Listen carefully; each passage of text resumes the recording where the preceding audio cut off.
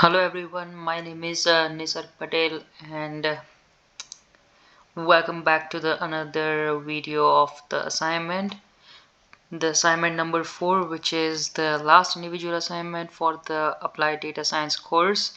I know the final project is also there, but you will see that video shortly coming up on my YouTube channel. But for now, let's get started with this assignment. So the first and foremost, we are dealing with the pandas library in this assignment. So at first we are just importing the pandas library as the PD name. Then in the question number 1, we are asked to download the test.csv file and store it in the data frame named mydf. So I already downloaded and uploaded to the Google, and then I am reading that CSV file, that is the test.csv, and writing it into the mydf named object. In the second question, we need to show the first 3 rows of the data frame. So for that, I have used mydf.head and passing the 3 as the parameter of the method, because the head by default shows the 5 rows, but if you define here the number 3, then it shows only the 3 rows. In the question 3, we need to delete the model column from the data frame temporarily. So for that, I have used the drop method and passing the model as the column name, and I have provided the axis equals to 1. So axis 1 means the vertical column. So as you can see, the model column is dropped, that is deleted. So at first the model column was right beside the zip code, but in the after running the delete function, the model column is gone. And here I have just showed that it's temporarily deleted, so it's not permanently deleted from our data frame. In the question number 4, we need to delete the model column permanently using the assignment statement, not the in place parameter. So for that, just as doing the same, mydf.drop and passing the model as column name, but now this time we need to assign this whole command into the mydf, so it will rewrite the mydf with the new data. And as you can see, just showing the first 5 rows, we cannot see the model column here, so it's permanently deleted now. Now it asks, is there any output when you run the permanent deletion? So how can you make sure it is deleted? So for that, we can always check the few rows of the data frame and make sure that the column is deleted or not. In the question 5, it asks to delete the row 1, 3 and 5 permanently using the in place method, which shows and then show the first 4 rows of the mydf. So again using the drop function, and this time providing the row number, that is 1, 3 and 5. Just as before we were doing the column name, this time we are doing the row number and providing axis equals to 0. So now the axis 0 means we are dealing with the rows, not the columns, and providing the in place equals to true so that it remains permanently. And for showing the first 4 rows, we are using the head method again and passing 4 as the number for getting the rows.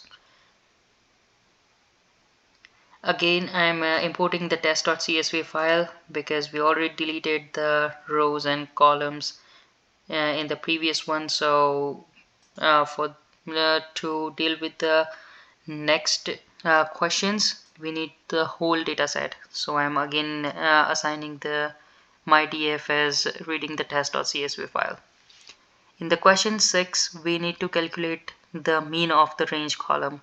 So for that, we can do is mydf.range which gets the range column, and doing the mean method. So what it means, give me the mean of all the color of the range column in the myTF data frame. So as you can see, it gives 297.43.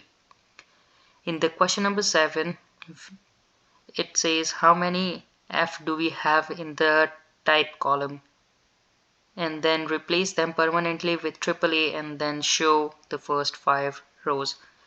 So to find how many F we have in the column, we can simply do as the value count method and providing the F as the search number or the search string. So this code means give me the all the values from the type column in the myDF data frame which has the F in their value. So as you can see, it says 50. So we have 50 rows that have F in the type column. Now to replace them with the AAA, I have used the replace method and placing in place equals to true, so that the rows are replaced permanently, not temporarily. And again, to confirm it, I have used the head method. So as you can see, in the previous one we were getting the F as the value type, but now we are getting the AAA, which means that it works perfect. And to double check that, I have also used the method which gives the unique values in the whole column. So as you can see, the column contains all the alphabets but not the F, because we replace the F with the AAA, as you can see here. In the question 8, we are asked to get rid of the wildcard characters from the cost column permanently and display first 5 rows. So for that we can use the replace method as we did before, and now passing the regex and replacing it with the with none, like nothing. So as you can see, in the cost column we don't have any wildcard characters here. As you can see, all the dollar, the open square brackets, close square brackets are all removed now. And we need to also get the type of the cost column after doing the replace. So now the data type of the whole data frame is, as you can see here, it's written, and for the cost it's the object. So why it's saying the object if it's finally the numbers?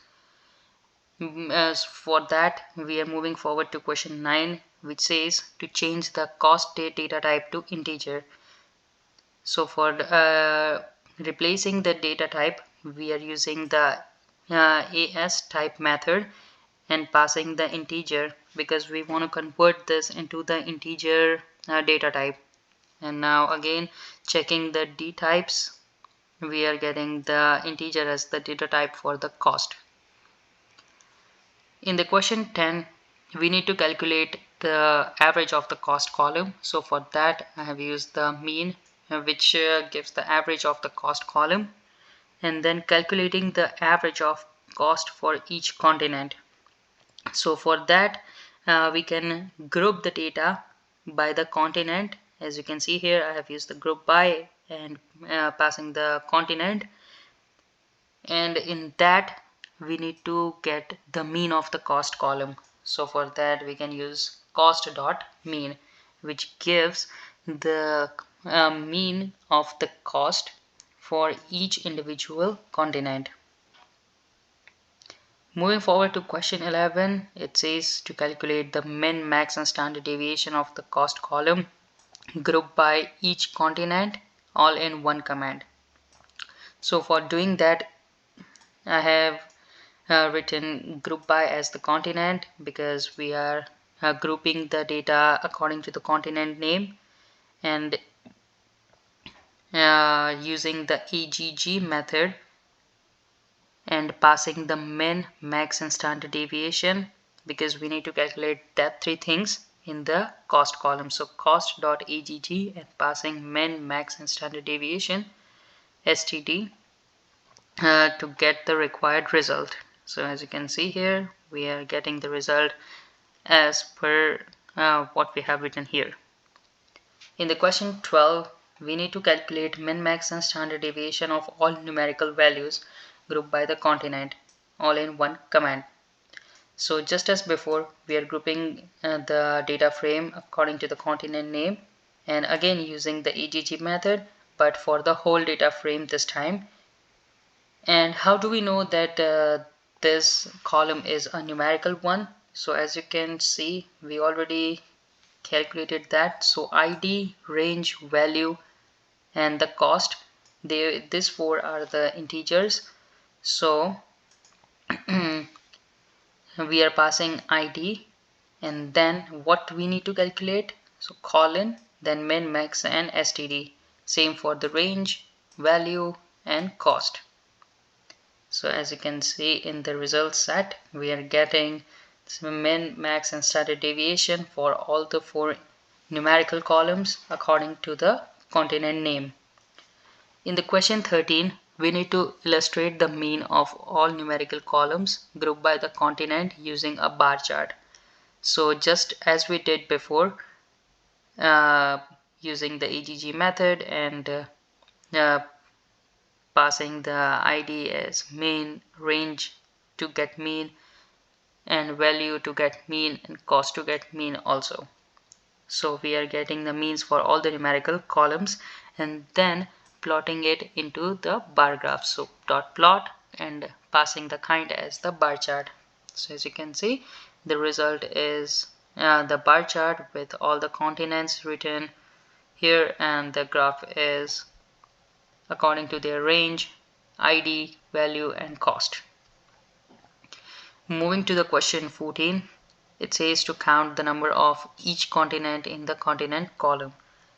So the value count gives us the number of the each item in that particular column. So mydf.continent.valueCounts gives us all the unique values according to their number, how many times they were repeated in that column.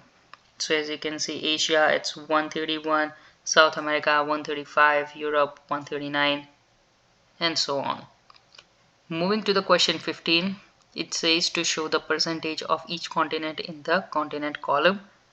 So for that, what we can do is we can set the normalize equals to true in the value counts method, because that will calculate the percentage according to 0 to 1.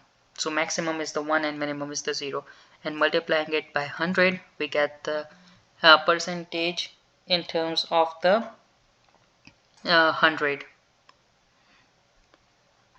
In the question 16, we are asked to show the unique values that we have in the continent column. So using the unique method, as I have explained earlier, we get the different types of data that is passed in the column, and then we need to show the number of the unique values. So for that, n unique is the method. So it says 7 because 1, 2, 3, 4, 5, 6 and 7. So there are 7 rows and the n unique gives the 7. For the question 17, we are supposed to use the value count method for the cost column and describe the output as a comment in the next cell. So let's just run this command. So with the value counts gives us the count of each type of value in the cost column. So what this means, it means that the 56 it says 20, 35 it says 20. So in the cost column the value 56 is repeated 20 times. So in 20 different rows they have the cost equals to 56. Moving on to the question 18, we need to plot the histogram for the cost column. So for that we can use dot plot method and passing kind equals to hist for getting the histogram. For the question 19, we need to change the number of bins to 50 for showing the result. So same as done before, just adding dot bins equals to 50 to change the number of bins to 50. So as you can see, there is not a much noticeable difference, but yeah. In the question 20, it says how many missing values do we have in the zip code column, how many missing values in the type column, and after that we need to provide brief summary of the null values of entire data frame. So first let's get started with the zip code, mydf, and passing the zip code as the column and using the isNull method. So what isNull method do? It simply returns the number of the missing values. So I just remove the sum to show you what this actually does. So it for each individual row it says a true or false whether they have the null value or not, but using the dot sum method it simply shows the result.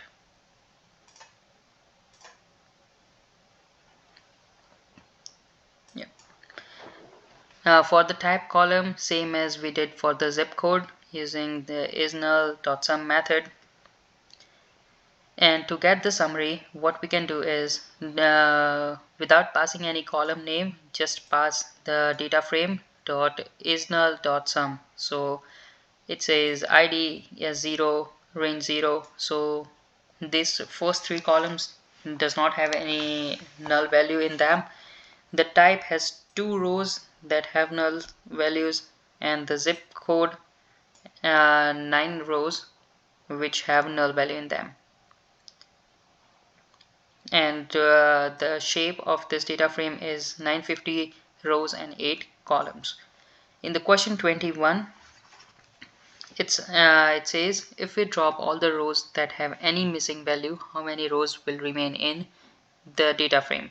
So let's check that. So the drop any method drops the rows and passing how. So how we are deleting the row? So any row which have the missing value in them, and dot shape to get the number of rows and columns. So now we are getting 939. So it means that 11 rows are removed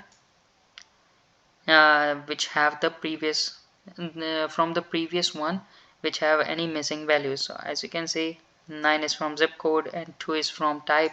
So 11 rows have missing values and we have removed them. And just to make sure it's not permanently deleted, I have just rechecked using the shape method, the shape property, and it was as it was before. In the question 22, we are asked to show the statistics for the type column using the value counter method, including the not a number value in the list, and how many missing values do we have then. So to count that, we can use the value counts method and using the type column and passing the drop NA equals to false.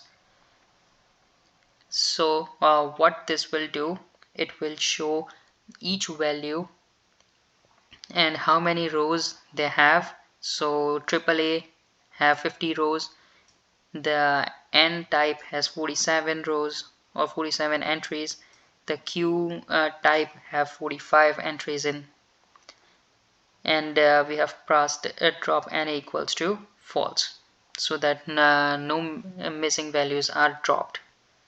So the missing values is 2.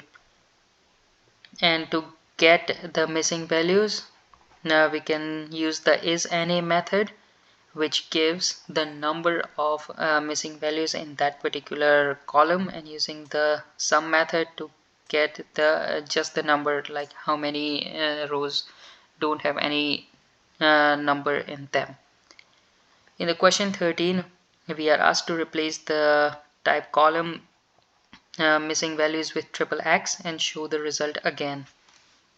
So for that I have used the fill NA method, and the value is equals to triple X because we need to replace the values with the triple X, and passing in place equals to true so that it remains permanently in the data frame.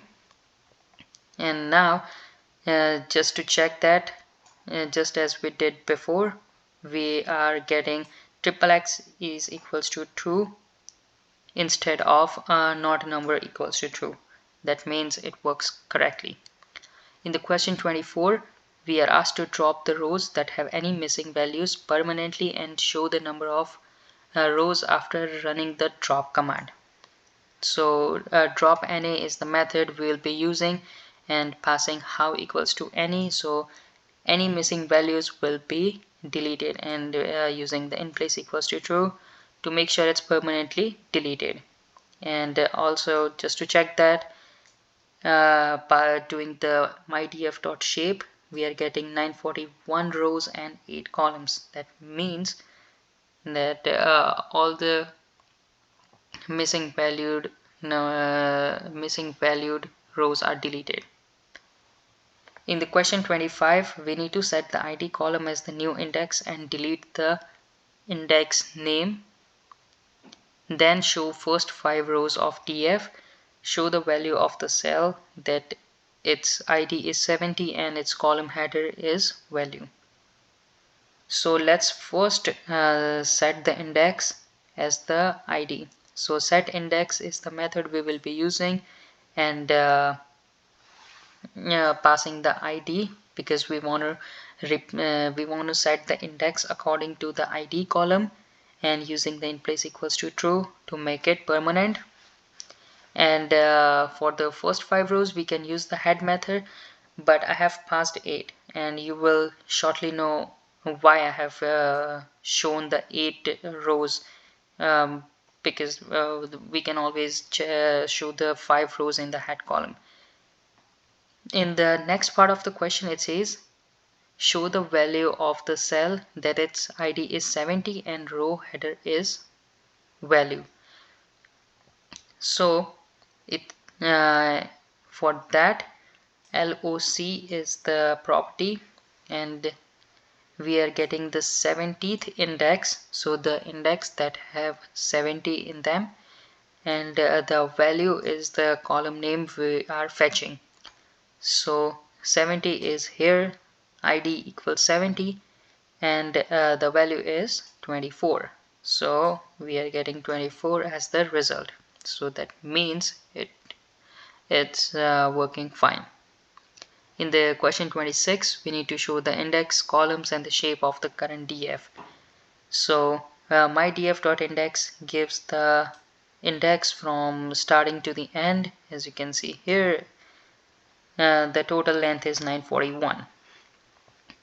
And for the columns, dot columns, my df.columns gives the column names of the whole data frame here, and my df.shape gives the number of rows and columns.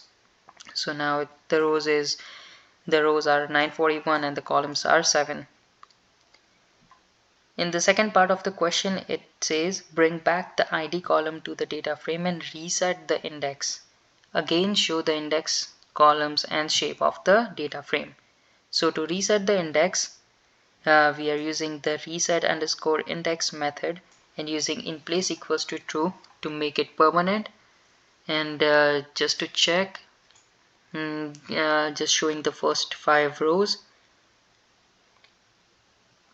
The ID is now the part of the data frame, and the index is according to the auto generation by the pandas. So 0, 1, 2, 3, 4, and up to so on. So now if we check the index, it says start equals to 0 and stop equals to 941. And the columns as you can see, the ID is now inserted, and in the shape we are getting 941 rows and 8 columns.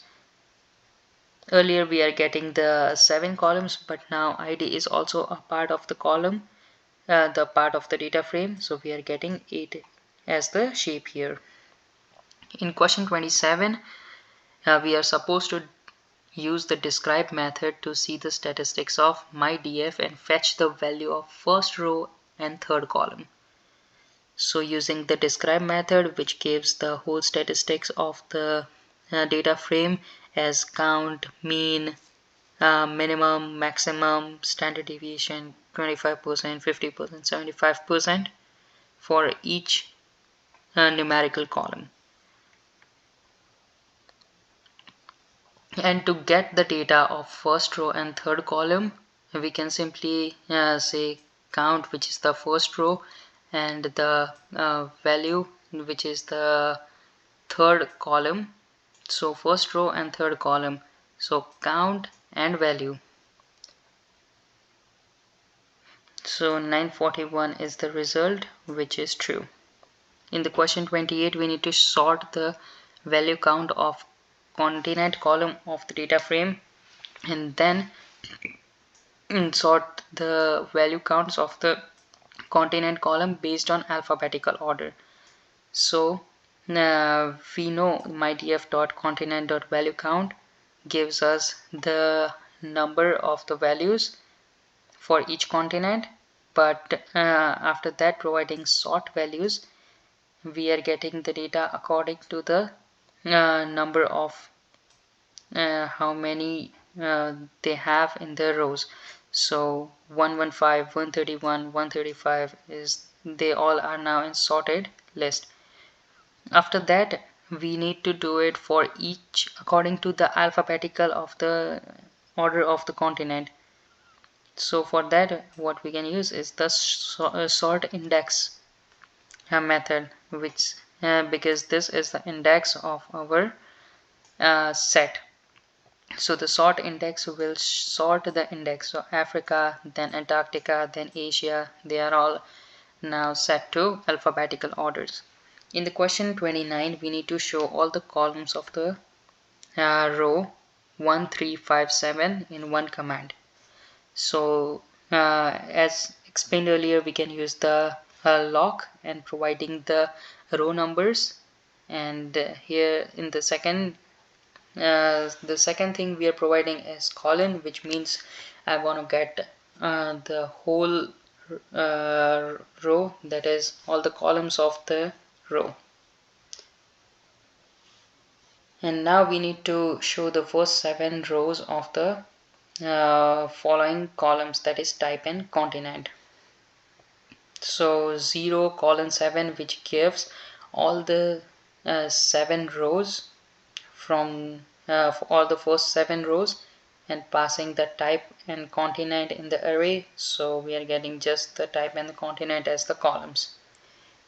Last but not the least, we need to show the value of the type that are equals to XXX. So as you remember earlier, we replaced all the missing values as XXX.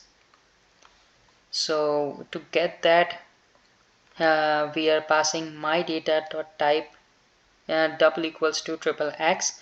So we are fetching all the data that have type as the column and XXX as the value.